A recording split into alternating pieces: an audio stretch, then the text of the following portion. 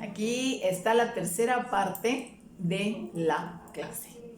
Estamos ahora en la misma página, ahorita que me acuerdo, página 6. Pero esto que está aquí, lo que estamos viendo, es un concepto diferente. Es lo mismo, es repaso también, como lo vimos en la clase anterior.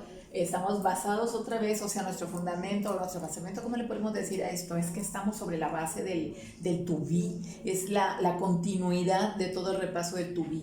Entonces, aquí lo que estamos haciendo es preguntas con respuestas cortas.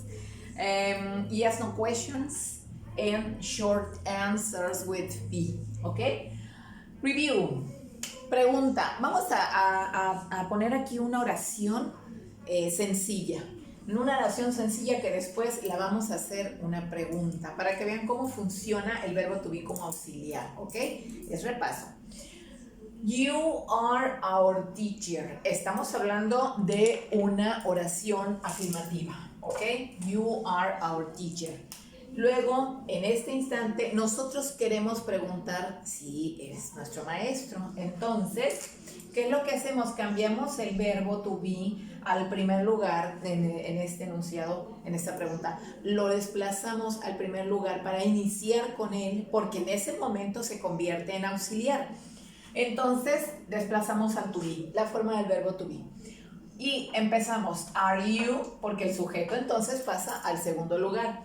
Are you our teacher? Ya tenemos la pregunta. Esta es la base. Es la pregunta básica, ¿ok? Sujeto, verbo, verbo auxiliar, sujeto y todo lo demás que forma la idea completa. Ahora, ¿cómo respondemos cuando una pregunta inicia con auxiliar?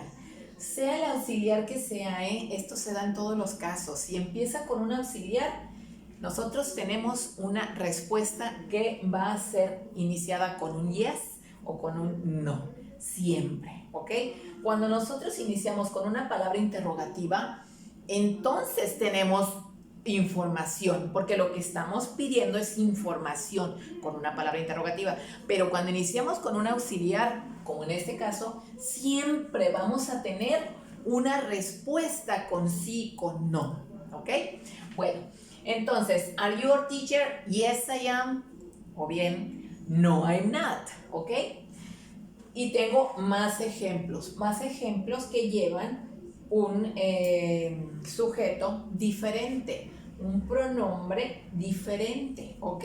Lo podemos cambiar como sea el caso, de acuerdo a nuestro contexto, pero finalmente nosotros vamos a tener las formas bases del verbo to be. ¿Por qué? Porque estamos en el tiempo presente simple, como lo vimos en el anterior video.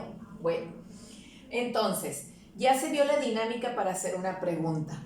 Ya se dio esto que es un auxiliar para nosotros entender que debemos contestar con yes, no.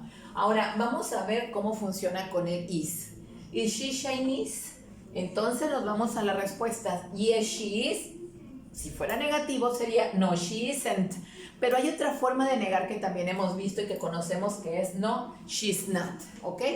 Ahora, chequen el dato. No, she's not. Contracción. Contracción afirmativa con la partícula de negación. Contracción que ya conocemos y utilizamos mucho con el isn't, el verbo que tiene la partícula not, pero con contracción, ¿ok? Bueno, esto ya lo manejamos. Ahora, hay que tomar en cuenta un aspecto muy importante para todos los casos. Esto que está aquí es una respuesta afirmativa, ¿ok? Nuestra respuesta afirmativa nunca va a llevar una contracción. No podemos contestar yes, she's. No, de ninguna manera. No va por ahí. La verdad es que no se equivoquen. No, yes, she is. ¿Ok? No lo hagan de otra manera. No hay contracciones. En respuestas cortas afirmativas no nos damos ese lujo de poner una contracción. Por favor, sería un error tremendo. Luego me dicen, ¿por qué me reprobó? ¿Por qué me puso una falta? ¿Por qué me puso crucecita?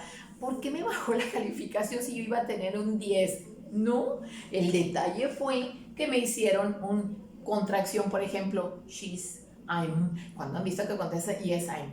Nunca en la vida. Entonces, yes, I am. Yes, she is. Yes, we are. Yes, they are. ¿Sí me explico? tenemos que decirlo como es este que está aquí, que es mi pronombre sujeto, y este que es la forma del verbo to be que le corresponde, ¿ok? ¿Sale, vale? Bueno, ahora, is your nickname Josh? ¿Qué pasa con el nickname? Pues es que resulta que este es mi sujeto, ¿ok? Is your nickname Josh? ¿Es tu sobrenombre Josh? Yes, it is.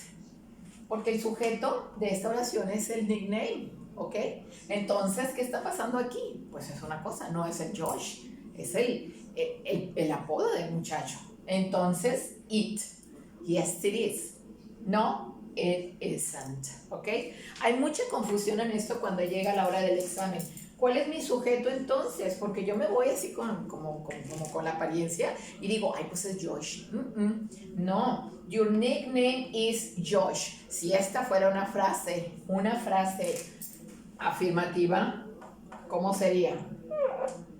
¿Cómo sería? ¿Ya lo vieron?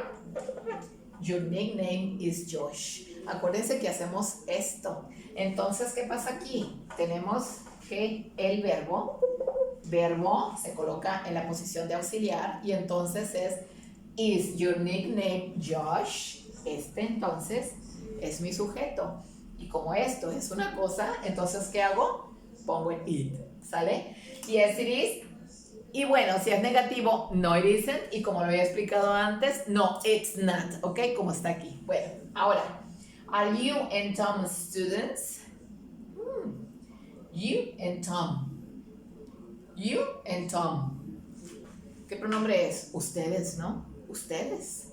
Ok, tú y Tom. Bueno, entonces son dos personas, son ustedes, you, y de esta manera yo veo que la forma del verbo ha sido conjugado el verbo to be. Ok, entonces ¿cuál es la fórmula?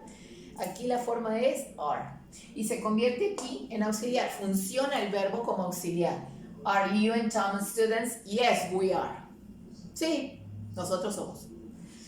O bien, no, we aren't. O bien, no, we're not. ¿Ok? Contracción afirmativa, pero con la partícula not. O la contracción que conocemos, no, we aren't. ¿Ok? Ahora, esto es, en pocas palabras, lo que serían las respuestas cortas a las preguntas de no, sí. ¿Ok? ¿Qué es esto? En pocas palabras, es el resumen de esto. Vamos a la práctica.